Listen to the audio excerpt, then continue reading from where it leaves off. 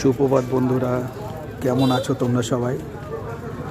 দেখুন, বাংলাদেশের যশোর জেলার একটি বাজারের দৃশ্য। এখান থেকে মাত্র 10 টাকা কেজিতে বেগুন নিয়ে যাচ্ছি, আর টমেটোর 2 কেজি নিচ্ছি। হ্যাঁ, আরো বাড়বে।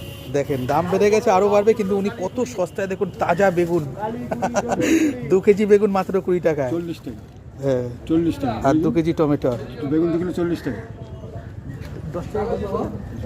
ও, ওগুলো আমরা কত সুন্দর। দেখুন বন্ধুরা, এত টমেটো আর এত বেগুন মাত্র 100 টাকায় নিচ্ছে। 10 টাকা দেবেন? 10 টাকা দেবো, আমার লস করে কেনা 20 টাকা কিলো বেগুন, সে 5 টাকা দিচ্ছে, আপনি চলে। দেখেছেন বন্ধুরা, শীতকালের বাজার কত সস্তা। মাত্র 100 টাকায় দেখুন এত টমেটো আর এত বেগুন, আবার ধনেপাতাও নেবো এখন।